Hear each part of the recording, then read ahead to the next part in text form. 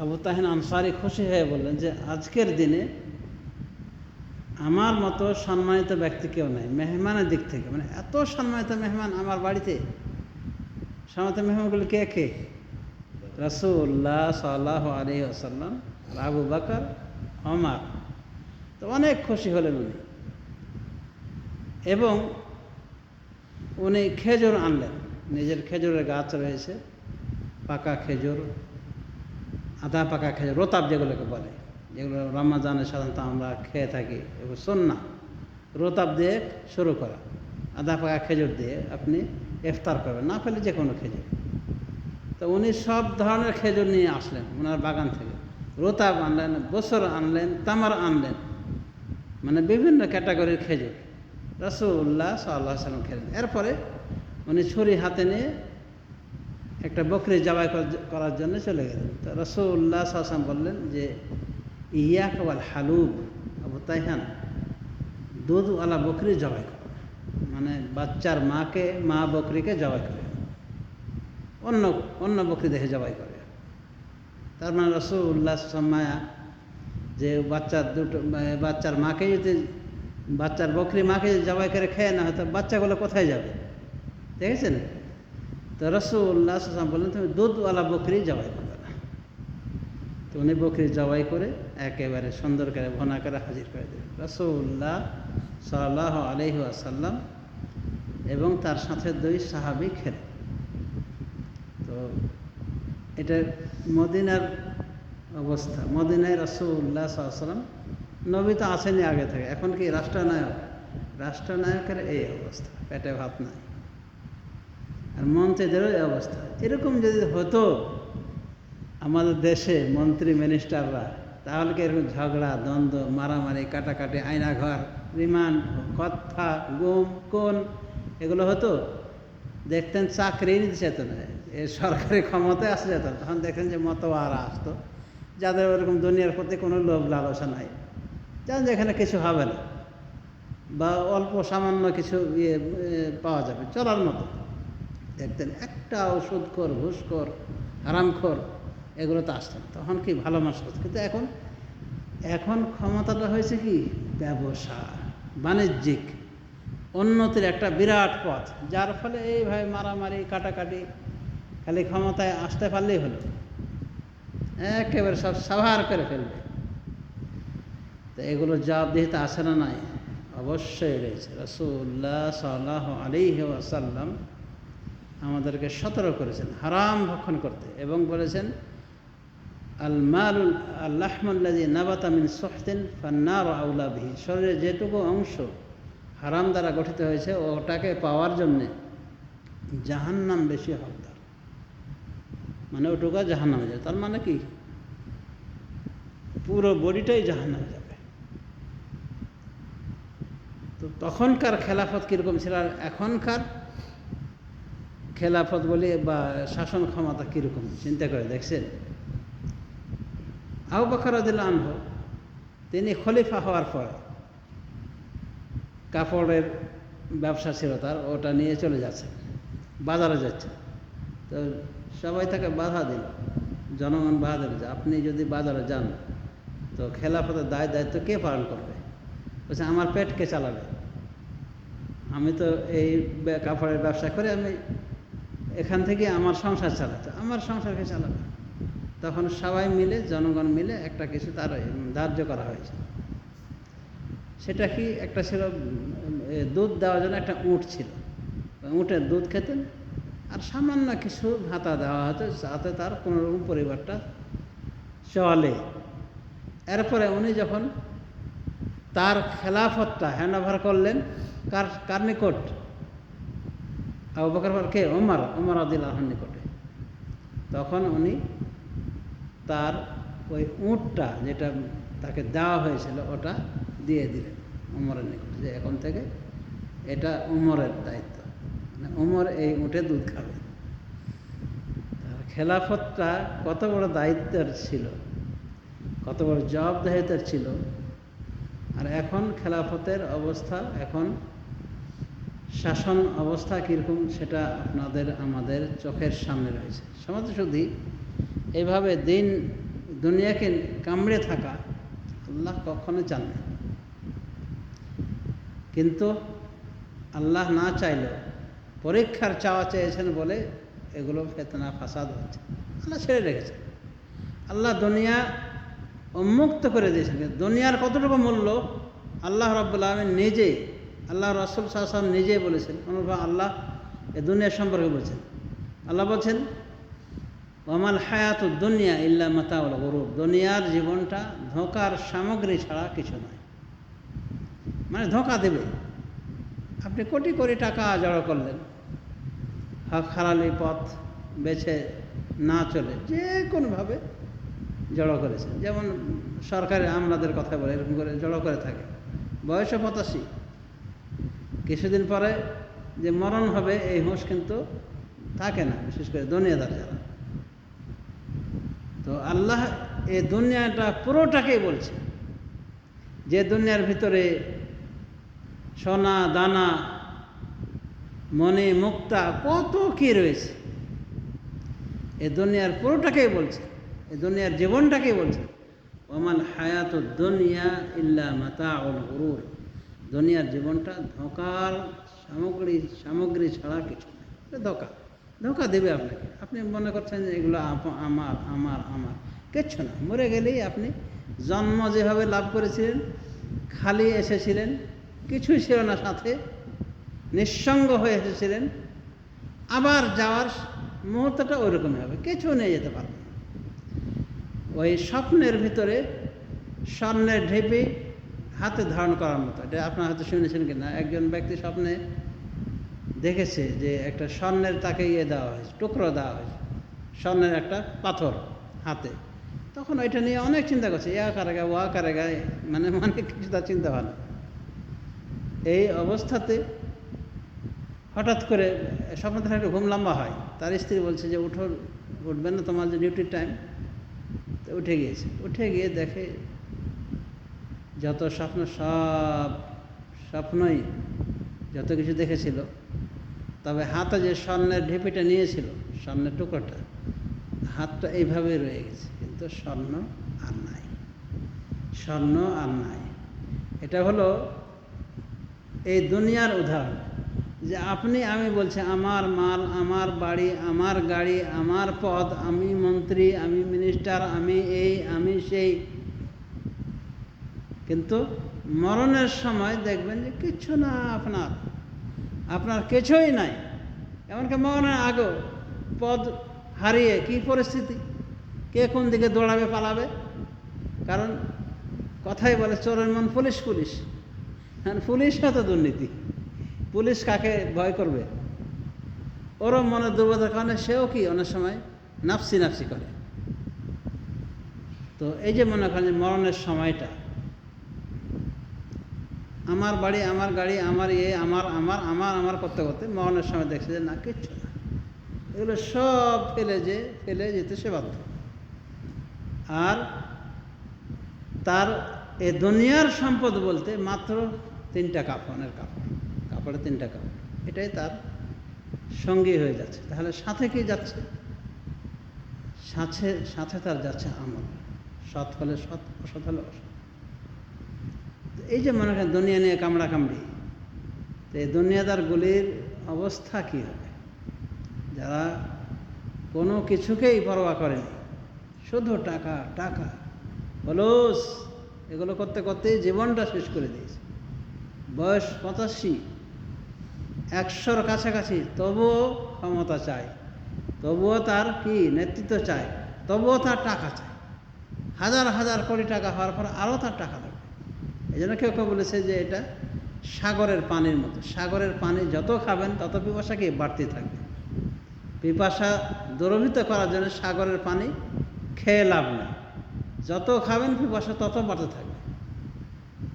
আমাদের দেশের একজন প্রখ্যাত শিল্পপতি, তার কত হাজার কোটি টাকা ঋণ বিভিন্ন ব্যাংকে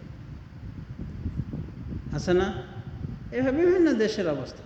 তো আল্লাহর রাসূল সাল্লাল্লাহু আলাইহি ওয়াসাল্লাম এই দুনিয়াটাকে ধোঁকার সামগ্রী বলেছেন।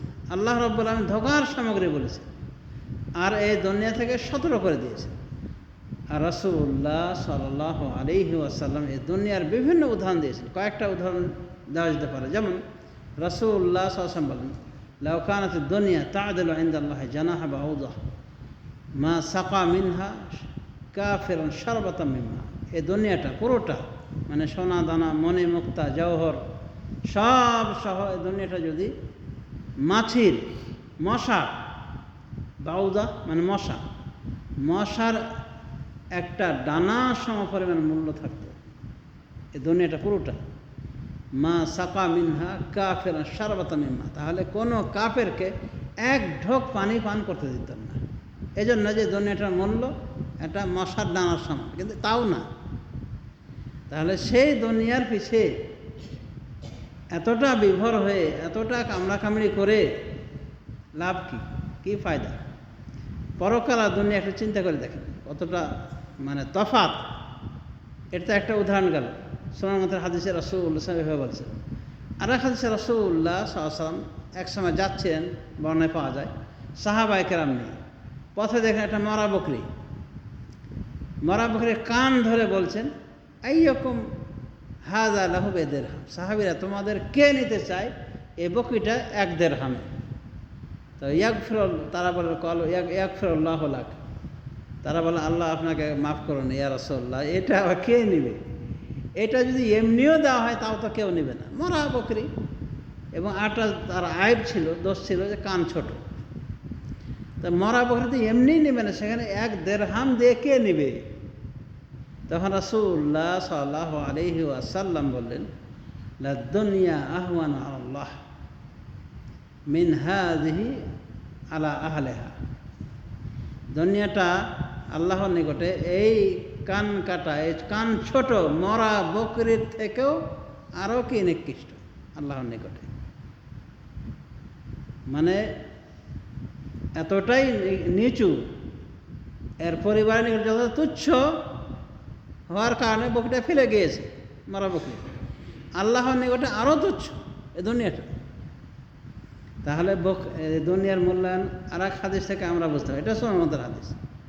আর এক হাদিসে রাসূলুল্লাহ সাল্লাল্লাহু আলাইহি ওয়াসাল্লাম বলেন যে মাদ দুনিয়া ফিল আখিরা ইল্লা কামা ইয়াজআলু আহাদুকুম ইসবুআহু ফিল ইয়াম্মি ফালইয়ানজুর বিমা তারজিউ।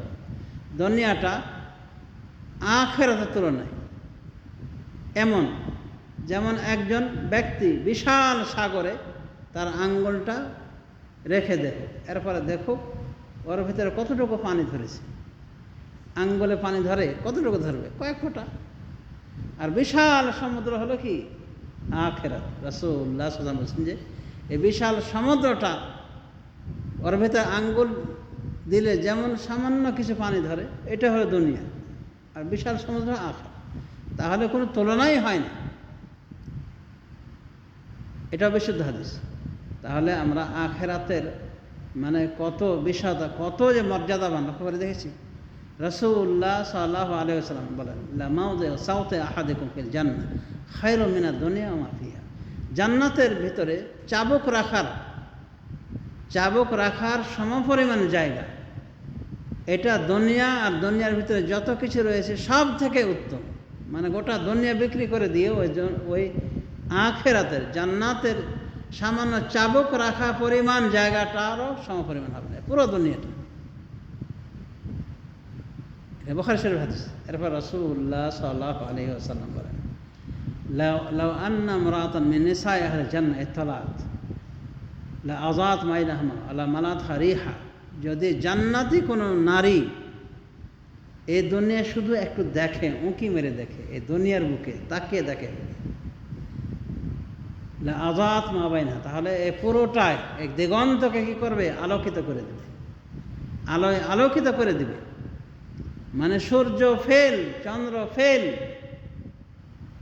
ওর আলোতে আলোকিত হয়ে যাবে। ওয়ালা মালাতহা রিহা, এবং পুরো দুনিয়াটাকে সুগন্ধিতে পরিপূর্ণ করে দেবে। সুবহানাল্লাহ! এই বিশাল জগৎ, কত বড় এই দুনিয়া, অথচ এই দুনিয়া পুরোটাই লাইটিং হয়ে যাবে একটা জান্নাতি মহিলার শুধু একটিবার দুনিয়ার দিকে যদি উঁকি মেরে দেখে, পুরো না, শুধু দেখেছে, তাতে কি চেহারা এত সুন্দর, এত উজ্জ্বলতা আছে যে দুনিয়া এই দেখুন পুরো দুনিয়াটাকে কি করে আলোকিত করে দেবে। আর লাইট লাগবে না, সূর্য চন্দ্র লাগবে না, ফেল বলা মালা থারি হয়, এবং সুগন্ধিতে পরিপূর্ণ করে দেবে। গন্ধ বলে কেউ টের পাবে না, এতটা সুগন্ধি ছড়াবে। ওয়ালা নসিফুহা আলা রাসিহা খায়রুম মিনাদ দুনিয়া মা ফিহা, এবং এই জান্নাতি নারীর মাথার ওড়নাটা, মাথা যে ওড়না আল্লাহ তাকে দিবেন, এই মাথার ওড়নাটা খায়রুম মিনাদ দুনিয়া মা ফিহা, দুনিয়ার ভিতরে যত কিছু, দুনিয়া এবং দুনিয়ার ভিতরে যত কিছু রয়েছে সব কিছু থেকে উত্তম, মানে সব কিছু থেকে মূল্যবান। পুরো দুনিয়াকে বিক্রি করে দিলে, পুরো দুনিয়ার সোনা দানা জওহর মণিমুক্তা সব কিছু বিক্রি করে দিলেও এই ওড়নার মূল্য শোধ হবে না। এত দামি ওড়না জান্নাতি নারীর। এইভাবে রাসূলুল্লাহ সাল্লাল্লাহু আলাইহি ওয়াসাল্লাম সহিহ বুখারীতে বলেছেন, সহিহ বুখারী হাদিস। তাহলে বুঝলেন দুনিয়াটা কেন তুচ্ছ। জান্নাতে একটা হুর, যে হুর লাভে আপনি ধন্য হবেন যদি আমল করে যান, সৎ আমল, মানে শিরিক মুক্ত আমল করেছেন আর বেদাত মুক্ত আমল করেছেন, আর কোনো অসৎ কাজে জড়াননি, আর মানুষকে দেখানো কোনো আমল করেন, শুধু আল্লাহকে খুশি করার জন্য করেছেন। বিনিময় কি? আল্লাহ রাব্বুল আলামিন জান্নাত দিবেন, যে জান্নাতের সামান্য চাবুক রাখার একটা জায়গা গোটা দুনিয়া থেকে উত্তম। তাহলে আপনাদের বিশাল জান্নাত দেওয়া হবে। সর্বনিম্ন জান্নাতবাসীকে বলা, তার সময় বলা হয়েছে, তাকে জান্নাতে ঢুকতে বলা হবে, মানে কেবল জান্নাতে বের হয়েছে তো তাকে দেখানো হয় জান্নাতে ভর্তি, মানে জান্নাতে কোনো জায়গায় নেই। মানে ওই আর যেমন মনে করেন যে আমরা বিভিন্ন গাড়িতে উঠলে যে ভিড় পাই না, এটা আমি বলছি বোঝানোর জন্য। অজাতা মাল সে দেখবে জান্নাত পরিপূর্ণ হয়ে গেছে, মানে জায়গা নাই, ওর ফিরে আসবে। তা আল্লাহ বলে ঢোকো, তো বলছে আমি কীভাবে ঢুকবো আল্লাহ, সব তো হয়ে গেছে, জান্নাত পরিপূর্ণ, আর যার যা নিয়েছে মনে ভেবেছে শেষ, আমি শেষ ব্যক্তি, খালাস। তখন আল্লাহ বলে তামান্না, দুনিয়ার বুকে তুমি কি চাও, তুমি কল্পনা করো, মানে কোন রাজার মুলক চাও, রাজত্ব চাও, কল্পনা করো। কল্পনা করতে করতে যখন তার কল্পনা শেষ, আল্লাহ তাকে বলবেন যে এই দুনিয়া এবং দুনিয়ার সাথে তোমাকে আরো 10 ডবল দুনিয়া তোমাকে দেওয়া হলো। সুবহানাল্লাহ সুবহানাল আযীম, সহিহ মুসলিমের হাদিস। তাহলে দুনিয়াটা যে আখিরাতে কিছুই নয়, এবং এই দুনিয়াতে যারা প্রতিযোগিতা করে এদেরকে কুকুর সদৃশ। ইমাম শাফি বলছেন যে দুনিয়াটা মরা প্রাণীর মতো, যাকে নিয়ে ঝগড়াঝাটি করে কুকুর, মানে কুকুর সদৃশ লোক। আর তুমি ঝগড়া করবে, তোমার সাথে ঝগড়া লাগাই দেবে, কারণ মিলে গেছো। তাহলে চিন্তা করে দেখেন যে আখিরাতটা কতটাই উত্তম এবং কতটাই আল্লাহ সমৃদ্ধ করেছেন। তো জান্নাতের সর্বনিম্ন ব্যক্তি যদি এরকম হয় যে দুনিয়ার 10 ডবল দুনিয়া তাকে দান করা হবে, আর তাকে জান্নাতি নারী 2টো নারী দেওয়া হবে। কিন্তু যারা আরও হায়েস্ট র্যাঙ্কের, তাদের জান্নাতি নারীর সংখ্যা আরও বাড়বে। রাসূলুল্লাহ সাল্লাল্লাহু আলাইহি ওয়াসাল্লাম বলেছেন যে এক একজন মুমিন জান্নাতে, সাহাবা কেরাম বললেন ইয়া রাসূলুল্লাহ, আমরা কি আমাদের বিবিদের সাথে মেলামেশা করতে পারবো? বলেছেন হ্যাঁ, একজন মুমিন ব্যক্তি 100 জন জান্নাতি নারীর সাথে মিলিত হবে, 100 জন জান্নাতি নারীর সাথে মিলিত হবে। আবদুয়া আল মাকদেসি এটা বর্ণনা করেছে ফিল আহাদিস আল মুখতারা, ওনার একটা নির্বাচিত হাদিস গ্রন্থ, যেখানে মানে চেষ্টা করছেন সবগুলো বিশুদ্ধ হাদিস আনার। তো অল্প কিছু জয়ীফ, কিন্তু এই হাদিসটা বিশুদ্ধ। শেখ আলবানী বলছেন হাদিসটা বিশুদ্ধ। 100 জন নারীর সাথে মিলিত হবে। এরপরে কি হবে? মিলিত হওয়ার সাথে সাথে আগের মতো তারা কুমারী হয়ে যাবে। সুবহানাল্লাহ সুবহানাল আযীম। আমরা অনেক সময় মনে করি আমার বুড়িটা যদি আবার আগের মতো থাকতো, তো বুড়িটা আবার এ দুনিয়ায় না হলে পরকালে ইনশাআল্লাহ হয়ে যাবে। জান্নাতে কোনো বুড়ি মহিলা যাবেন। এক বুড়ির মহিলা রাসূলুল্লাহ সাল্লাল্লাহু আলাইহি ওয়াসাল্লামের কাছে এসে বললেন যে হে আল্লাহ রাসূল, দোয়া করেন যেন আল্লাহ আমাকে জান্নাত দেন। তখন বলেছেন যে ইন্নাল জান্নাতা লা তাদখুলুহা আজুজ, জান্নাতে তো বুড়ি মানুষ যাবে না, মানে তুমি জান্নাত চাচ্ছ, জান্নাতে বুড়ি মহিলা যাবে না। তো কথাটা একদম সত্য। তো উনি কান্নাকাটা শুরু করে দিলেন। রাসূলুল্লাহ সাল্লাল্লাহু আলাইহি ওয়াসাল্লাম বললেন যে, হে অমুক, তুমি কি কোরআন পড়নি? কোরআনে আল্লাহ কি বলছেন? ইন্না আনশানাহুন্না ইনশাআ ফাজআলনাহুন্না আবকারা উরবান আতরাবা। আমি তাদেরকে নতুন করে ঢেলে সাজাবো এবং তাদেরকে যুবতী, স্তনোচু এবং সমবয়স্কা এবং স্বামী প্রিয়সী করে আমি তাদেরকে বানাবো। তার মানে জান্নাতে কোনো বুড়ি থাকবে না। তাকে বলে দিলেন, তুমি যখন জান্নাতে যাবে তখন তুমি আর বুড়ি থাকবে না, তুমি কি যুবতীতে পরিণত হয়ে যাবে। এখন এই বুড়ির কান্না, মানে আগে কাঁদছিল, এখন হাসিকে দেখে।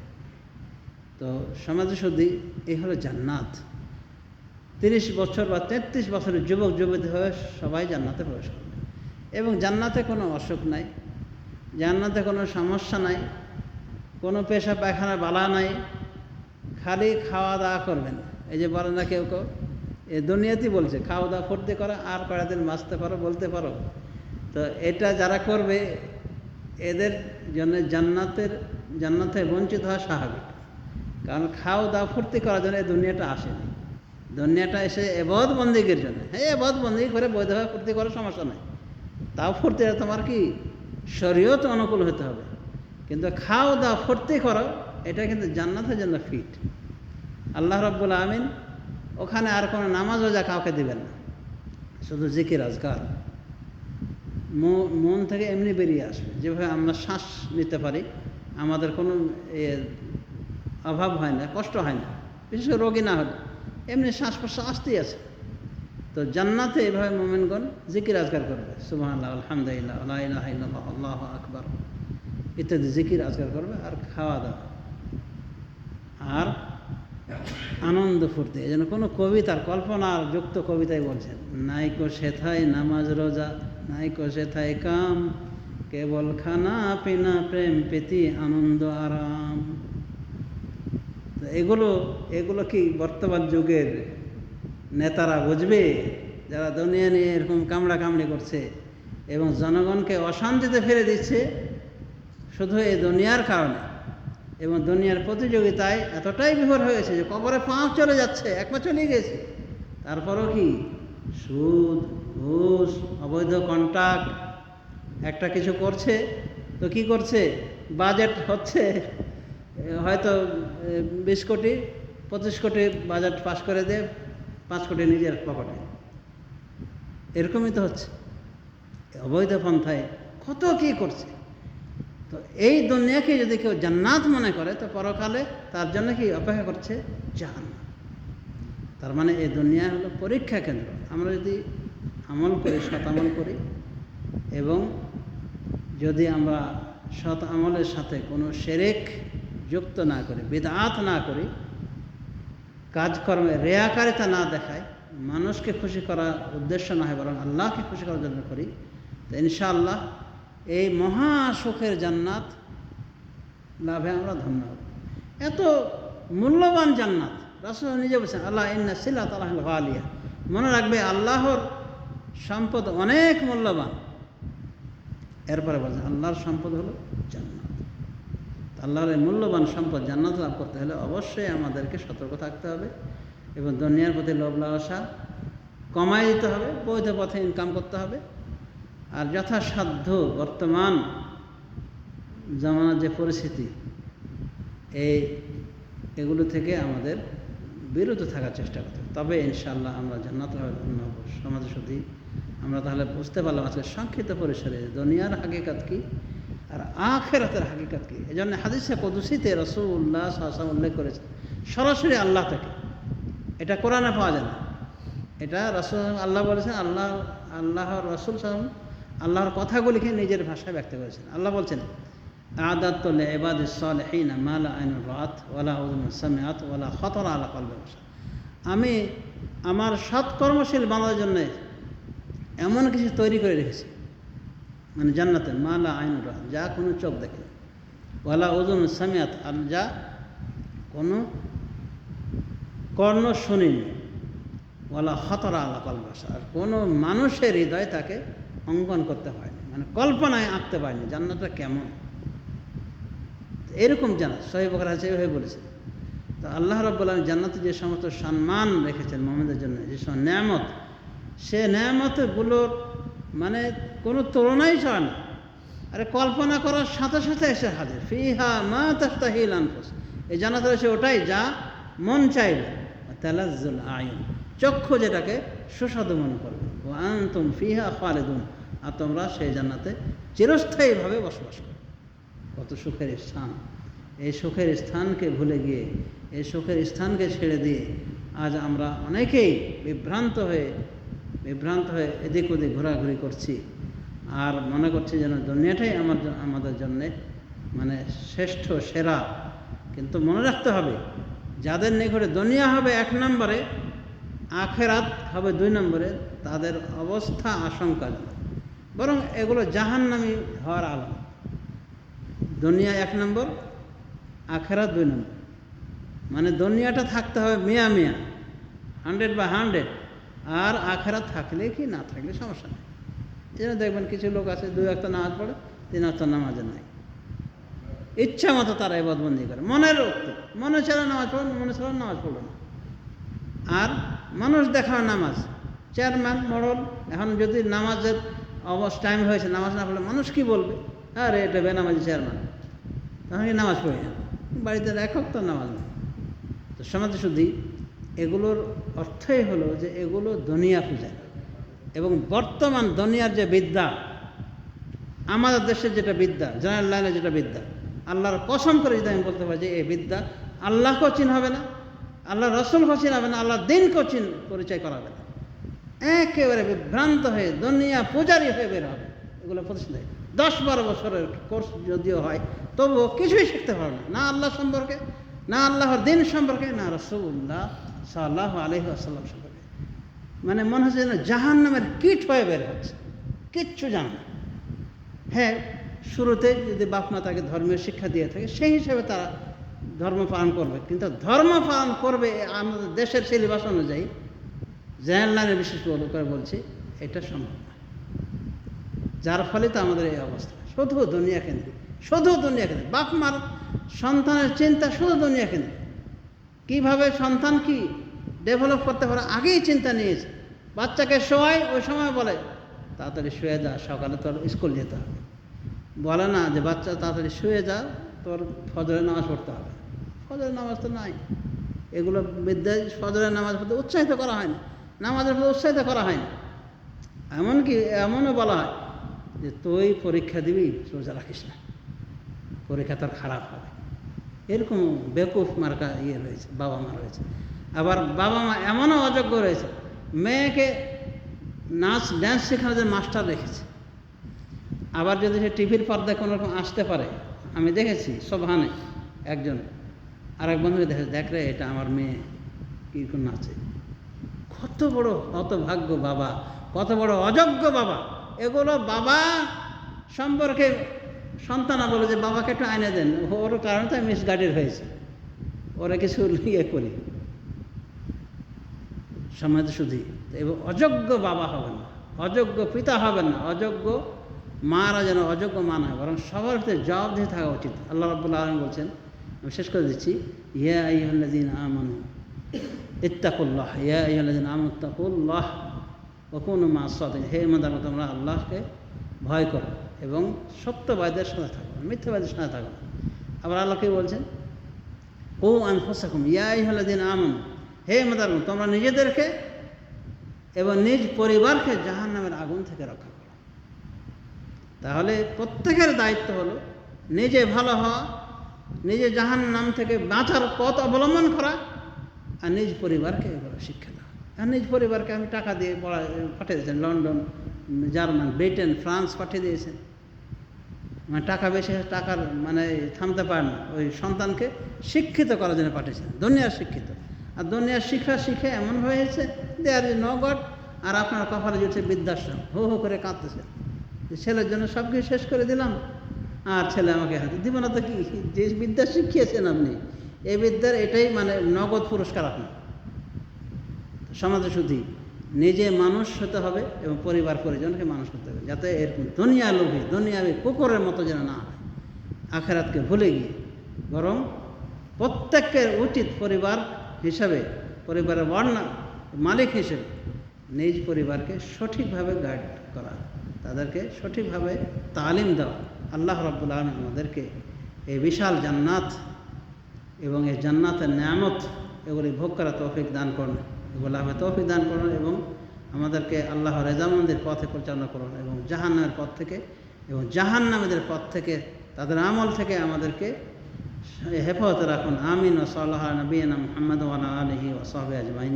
আসসালামু আলাইকুম ওয়া রাহমাতুল্লাহি ওয়া বারাকাতুহু। যদি প্রশ্ন থাকে করতে পারেন। জাযাকুমুল্লাহু খাইরান ওয়া বারাকাল্লাহু ফীকুম।